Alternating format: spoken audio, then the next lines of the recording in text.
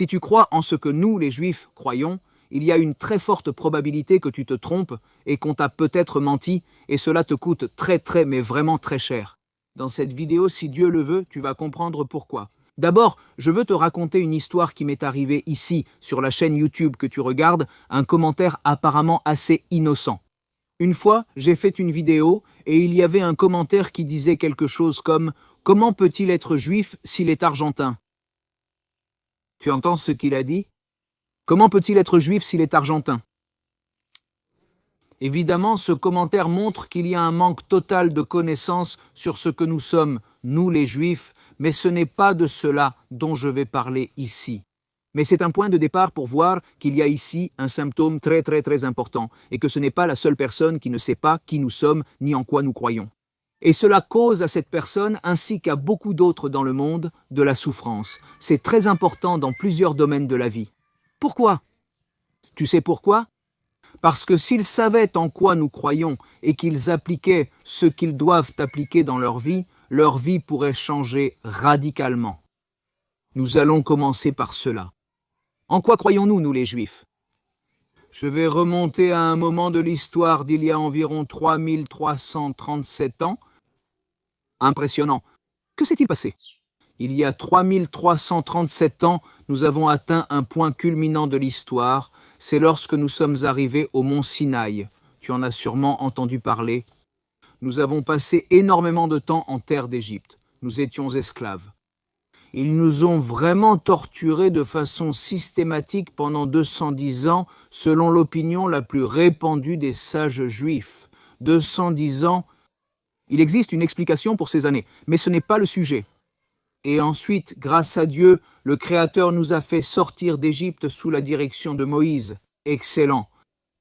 Maintenant, qu'est-ce qui s'est passé? Il s'est passé quelque chose d'impressionnant. Quand nous sommes arrivés au mont Sinaï, il s'est passé quelque chose d'incroyable, la remise de la Torah ou de la Bible. Et tu vas voir à quel point cela a de l'importance pour toi, même si tu n'es pas juif. Écoute très attentivement. Au mont Sinaï, comme je te l'ai dit, nous avons reçu la Torah. La Torah, évidemment, la Bible, la fameuse Bible. Comme tu le sais, il y a les lois selon lesquelles nous, les Juifs, devons nous conduire dans la vie. Et sache, entre parenthèses, je te le dis, que la Bible a de l'importance pour toute l'humanité, pas seulement pour le peuple d'Israël. Très bien. Maintenant, je vais te dire le premier mot du premier commandement. Ici, si tu comprends bien cela, ça peut changer ta vie. Parce que, sache-le, si tu as pensé que le judaïsme est une religion, ou si on te l'a dit, on t'a menti, peut-être avec de bonnes intentions, mais on t'a menti. Et si tu l'as cru, c'est une erreur monumentale qui peut te causer beaucoup de problèmes personnels, que ce soit sur le plan économique, familial, relationnel ou émotionnel. Pourquoi? Tu vas le comprendre si Dieu le veut jusqu'à la fin de la vidéo. Si tu écoutes tout, si Dieu le veut, ça va beaucoup t'aider. D'abord, pourquoi est-ce que ce n'est pas une religion? Pourquoi? Parce qu'au moment où le Créateur se révèle au mont Sinaï à des millions de personnes, nous étions des millions de personnes. La révélation divine à ce moment-là, il y a 3337 ans, a été faite au peuple israélien dans son ensemble. Des anciens, des jeunes, des enfants, des femmes, tout ce que tu veux, un peuple entier, n'est-ce pas? Nous sommes sortis d'Égypte, ce n'était pas seulement Moïse. Tout le peuple israélien l'a entendu et nous avons vu les lettres de feu dans l'air et entendu les voix du Créateur, surtout les 2 premiers commandements. Ensuite, c'est vrai que Moïse est monté et a reçu la suite de la Torah. Fondamentalement, tout le peuple israélien, des millions de personnes, a été témoin de cette révélation divine unique dans l'histoire qu'il n'y en a pas eu avant ni après, jusqu'à présent. Très bien, excellent. Maintenant, le premier mot du premier commandement est en hébreu « Anoki ». Maintenant, je vais te dire le premier commandement en hébreu, je vais le traduire et je vais t'expliquer pourquoi. Dans ce mot « Anoki », il y a des secrets qui peuvent changer ta vie de façon radicale, impressionnante. Anoki. Anoki signifie « je ». Le pasouk, le verset, dit ce qui suit. Anochi Adonai Elohecha. Asher otzeticha meretz Mitzrayim, mibeit avadim. Ce qui signifie « je suis Dieu, ton Dieu, celui qui t'a fait sortir de la terre d'Égypte, de la maison de l'esclavage. C'est le premier commandement. Très bien. Maintenant, le mot Anoki, explique nos sages, cache un secret impressionnant qui est en fait l'acronyme d'un mot. 4 lettres. Anoki. Aleph Noun Kaf. Yud. Très bien. Anoi, Anoi, Anoi. En araméen, pas en hébreu, en araméen ancien, ce sont les 4 mots suivants. Et écoute bien ceci, ce n'est pas difficile, mais il est très important que tu sois attentif, attentive à ce que je vais te dire. Cela peut changer ta vie. Anohi, Aleph, Ana. Cela signifie je. Nafki, mon âme. Foi, je l'ai écrite. Yahavit, et je l'ai donnée. Écoute attentivement, le Créateur nous suggère dans le premier mot du premier commandement ce qui suit. Moi, mon âme, dit le Créateur, je l'ai écrite dans la Torah et je l'ai donnée au peuple d'Israël. Pourquoi faire? Pour qu'elle soit une bénédiction pour le monde entier, pour toute l'humanité. Cela, évidemment, je l'explique comme je le comprends. Mais fondamentalement, c'est moi, mon âme, je l'ai écrite et je l'ai donnée dans la Torah, dit le Créateur. Maintenant, si quelqu'un considère le judaïsme comme une religion, qu'est-ce qu'une religion? Une religion, fondamentalement, c'est un groupe de personnes qui croient en quelque chose qui les unit, quelque chose de similaire et qui ont des rites déterminés. Et fondamentalement, ils les pratiquent parce que chaque religion ou chaque groupe religieux a ses raisons. Évidemment, ce n'est pas le sujet de la vidéo, je ne veux pas m'attarder là-dessus, mais ce que je veux essentiellement, c'est mettre en lumière ce que nous sommes vraiment. Mais il faut d'abord comprendre ce que nous ne sommes pas. Le peuple d'Israël n'est pas un groupe de personnes qui, pour différentes raisons, qu'elles soient géographiques, temporaires, à cause d'une situation géopolitique passagère, ou parce qu'il y a eu un chef qui en a décidé ainsi, non. Ce n'est pas cela qui a fait que le peuple d'Israël s'est uni et a commencé à pratiquer des rites religieux. Parce qu'il y a eu un consensus humain qui a déterminé, il y a de nombreuses années, que nous allions accomplir une certaine série d'actions ou de rites. Non, ce n'est pas ça le judaïsme, ce n'est pas une religion. Le judaïsme est, tel que je le comprends, d'abord un peuple, le peuple d'Israël, le peuple juif, le peuple d'Israël. Le peuple d'Israël, je vais commencer. Il faut un peu d'histoire, mais sans trop s'attarder. Il est important que tu comprennes, car ce n'est pas un cours d'histoire, mais de vie. Si tu comprends ce que je vais te dire, des problèmes de toutes sortes, de tout ce que tu veux détailler, tu pourrais écrire un cahier entier sur les types de problèmes que tu pourrais avoir. Pourquoi? Soit parce qu'on t'a menti, même avec de bonnes intentions, soit parce que tu as mal compris qui nous sommes, nous les Juifs. Pour ta réussite, même si tu es juif, évidemment, si tu veux beaucoup de bénédictions, mais aussi si tu n'es pas juif, c'est aussi une bénédiction incroyable. Écoute attentivement, le peuple d'Israël, quand est-il né? Fondamentalement, nos 3 patriarches sont Abraham, Isaac et Jacob. Abraham, Isaac et Jacob, très bien. Patriarche, très bien. Matriarches, Sarah, Rivka, Rachel et Léa. Patriarche et matriarche de Jacob. De Jacob sont issues les 12 tribus, les fameuses 12 tribus du peuple d'Israël, et ces 12 tribus constituent le peuple d'Israël. En fait, le Créateur a changé le nom de Jacob en Israël, donc nous sommes appelés le peuple d'Israël, ou les enfants de Jacob. Et de ces 12 tribus sont issues de nombreuses familles, évidemment, et aujourd'hui, c'est ce que nous sommes, le peuple d'Israël. Au niveau de la lignée générationnelle, très bien. Voilà pour ce qui est de la lignée générationnelle. Maintenant, sur le plan politique, parallèlement, le peuple d'Israël, après que nous ayons été des millions en Égypte, bien sûr, après les 12 tribus. Nous sommes sortis, nous avons passé 40 ans dans le désert après avoir reçu la Torah du Créateur, et après 40 ans, nous sommes arrivés en terre d'Israël, pour ne plus jamais partir. Même s'il y a eu 2000 ans d'exil, très long évidemment, et que nous sommes revenus, mais fondamentalement, le peuple d'Israël a toujours été attaché à la terre d'Israël. Fondamentalement, 40 ans après la sortie d'Égypte. Jusqu'à aujourd'hui, et pour l'éternité, si Dieu le veut, il y a un attachement. En fait, nos sages expliquent que le peuple d'Israël, la terre d'Israël et le Créateur, évidemment, nous ne faisons qu'un. Avec la Torah, évidemment, la Torah, c'est, comme je te l'ai dit, c'est le Créateur qui en fait livre son âme. Qu'est-ce que son âme? C'est ce qu'il veut, ce qu'il aime et ce qu'il déteste, ce qu'il aime et ce qu'il rejette. C'est écrit dans la Torah, ce qu'il aime et ce qu'il ne veut pas. Évidemment, et ça c'est le peuple d'Israël, donc ce n'est pas une religion mal comprise. Évidemment, nous sommes spirituels, bien sûr, mais aussi purement matériels. Qu'est-ce que cela signifie, purement matériel? Le Créateur ne donne pas la Torah à des anges éthérés, à des forces spirituelles. Le Créateur donne la Torah au peuple d'Israël pour que nous soyons une lumière pour les nations. Et nous sommes de chair et d'os, nous sommes de chair et d'os, nous sommes purement matériels, nous sommes une âme revêtue d'un corps matériel. Mais tout le secret, c'est d'élever ce plan matériel qui est le monde le plus bas de tous les mondes qui existent. Je ne sais pas si tu le sais, mais évidemment le Créateur fait une infinité de mondes. Évidemment toutes les planètes, toute la création, ce que nous connaissons au niveau matériel, mais il y a aussi des mondes spirituels. Des anges, la Kabbale l'explique de façon impressionnante, des secrets impressionnants de la Torah, mais fondamentalement, c'est le monde le plus bas avec le potentiel le plus élevé, par conséquent, et ici je vais te donner un secret, que si tu ne le savais pas, je peux te donner une bénédiction impressionnante, c'est un secret. Évidemment, ce cours est un cours concret, on pourrait t'en parler longtemps. En fait, si tu veux, dis-moi en commentaire ce que tu aimerais savoir, j'aimerais vraiment savoir ce que tu aimerais savoir. Je ferme la parenthèse, maintenant, le secret est le suivant. Le secret est le suivant. Le Créateur, d'une certaine manière, ce qu'il nous offre, c'est le plus grand cadeau que nous ayons, qui est d'abord le lien avec le Créateur et le libre arbitre, donc ça va de pair. Le Créateur te dit, évidemment je le dis avec mes mots, si tu utilises ton libre arbitre, ta liberté d'action, de pensée et de parole, pour faire ma volonté, évidemment, tu fais la volonté du Créateur.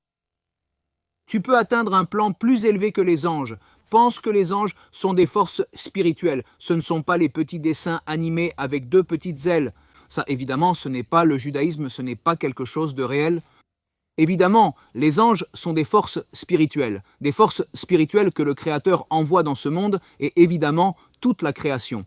Pour amener son monde vers un meilleur état, ils sont envoyés par le Créateur pour amener son monde vers un meilleur état. Maintenant, si toi, tu utilises le libre arbitre, tu peux atteindre des niveaux qu'un ange ne peut pas atteindre. Un ange peut être, je ne sais pas, des millions de fois plus grand que la planète Terre. C'est quelque chose d'impressionnant à comprendre. Et toi, oui, tu peux être quelqu'un de petite taille, tout petit ou grand, peu importe. Tu peux atteindre un plan spirituel bien plus grand qu'un ange gigantesque. Pourquoi ? Parce que quelqu'un t'a mal parlé et tu t'es tu, par exemple, tu ne lui as pas répondu, ou quelqu'un t'a fait quelque chose de négatif et tu l'as jugé positivement. En le jugeant favorablement, c'est impressionnant. Ou t'as dit un mot d'encouragement à quelqu'un, t'as servi un verre d'eau à quelqu'un, même si tu étais fatigué, tu t'es levé de ta chaise et tu as donné à manger à quelqu'un.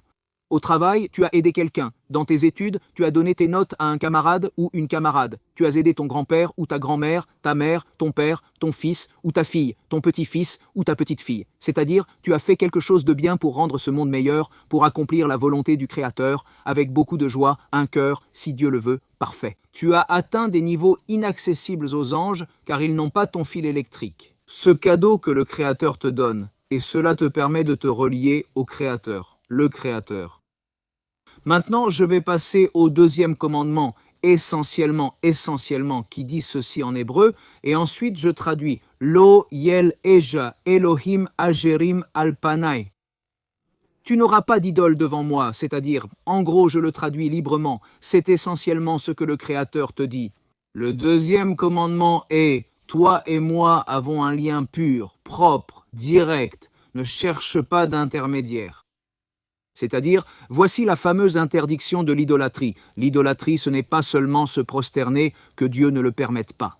Devant des statues ou des objets en bois ou en pierre, il ne faut pas non plus prier, adresser des prières à n'importe quel type de force, d'objet ou de personne, vivante ou morte. C'est-à-dire que le Créateur, dans le deuxième commandement, dans la Bible, dans la Torah, l'interdit et déteste l'idolâtrie. Le Créateur te dit « Je suis le Créateur du monde, je t'ai créé et je te crée à chaque instant. » Évidemment, je le dis avec mes mots, je t'ai créé et je te crée à chaque instant. Je t'aime, j'ai confiance en toi et te donne le libre arbitre et vie à chaque instant. Connecte-toi directement avec moi, parle avec moi, parle avec moi. En fait, les sages kabbalistes expliquent l'importance de parler chaque jour avec tes propres mots, avec le Créateur, sans chercher l'éloquence. Ouvre-lui ton cœur, dis-lui comment tu te sens, comment tu vas aujourd'hui, quels sont tes rêves, quelles sont tes douleurs, ce qui te fait mal. En fait, ce que nous venons de faire maintenant, en ces quelques minutes, c'est d'abord briser certains mythes. Évidemment, nous ne pouvons pas nous étendre beaucoup plus, nous pourrions en parler beaucoup plus, mais je veux essentiellement faire un résumé de certains concepts qui peuvent vraiment changer ta vie. Parce qu'en réalité, ce que je veux, ce que j'aimerais, c'est que si j'ai brisé un mythe pour toi, d'une certaine manière, tu te dises « Bon, et qui sont les Juifs? Que pensent-ils? Que pensent-ils d'autres? Que croient-ils d'autres? Que savent-ils d'autres que moi je ne sais pas ?» Et ça, qu'est-ce qu'on sait d'autre? Ce sont les réponses qu'aujourd'hui nous pouvons donner. Je vais te montrer quelque chose de très curieux. Qu'est-ce que c'est ça? C'est un maté qui vient d'Amérique latine, surtout du sud, de l'Uruguay. En fait, je suis né en République orientale de l'Uruguay et j'ai déjà fait la bénédiction préalable. Avant de boire du maté, de manger ou de boire, nous faisons des bénédictions et remercions le Créateur. Et quelqu'un a demandé, comment est-ce possible qu'un Argentin, comment est-ce possible que celui-ci soit juif s'il est argentin? D'abord, je suis né en Uruguay et maintenant, je vis en terre d'Israël. Grâce à Dieu, avec énormément de gratitude et beaucoup d'affection. Évidemment, la terre d'Uruguay, la République orientale de l'Uruguay, ma ville natale, Montevideo, évidemment, énormément d'affection. Maintenant, comme au début de la vidéo, je veux d'une certaine manière revenir à cette question. Cela implique ce qui suit. C'est un symptôme d'un problème. Quel est le problème? Le problème, c'est qu'on ne nous connaît pas. Et le fait qu'on ne nous connaisse pas est la cause de beaucoup de problèmes dans le monde. Pourquoi? Et en gros, je veux conclure là-dessus, parce que j'aimerais vraiment, en fait, que tu me demandes ici dans les commentaires ce que tu aimerais savoir de plus. Et si Dieu le veut, que le Créateur me donne le mérite de continuer, si Dieu le veut. En expliquant pourquoi, en Israël, nous avons la Torah, et dans la Torah se trouvent les réponses à toutes les questions qui te viennent à l'esprit, et même à celles auxquelles tu ne penses pas. Évidemment, c'est le Créateur qui nous donne son âme, sa volonté, ce qu'il veut, ce qu'il aime et ce qu'il ne veut pas. Par conséquent, nous avons des réponses à, en fait, quand je te dis que je suis en terre d'Israël, c'est le moment où le monde doit nous connaître. Il y a quelques années, on était moins connus, sans réseaux sociaux. Aujourd'hui, grâce à Dieu, les possibilités sont bien plus nombreuses. Mais fondamentalement aujourd'hui, le fait que le peuple d'Israël soit revenu sur sa terre et que le peuple d'Israël soit en terre d'Israël, nous devons vraiment faire face à des problèmes d'agriculture, à des problèmes de guerre, à des problèmes économiques, de technologie, à des problèmes d'ordre spirituel ou à des problèmes d'ordre général, avec des personnes ou des groupes ou des pays qui ne nous aiment pas, c'est-à-dire tout ce que tu peux imaginer, le peuple d'Israël en tant que peuple, pas en tant que religion. Un peuple qui suit la Torah, c'est quelque chose, comme je te l'ai dit, quelque chose d'humain, un groupe humain qui se réunit, le peuple d'Israël, qui a vécu à des millions la révélation du Créateur. Pas que quelqu'un nous a dit, non, quelqu'un nous a dit, le peuple d'Israël, et c'est écrit. Les sages expliquent que les Neshamot, les âmes du peuple d'Israël, et les convertis qui ont rejoint le peuple d'Israël de toutes les générations sont montés sur le mont Sinaï.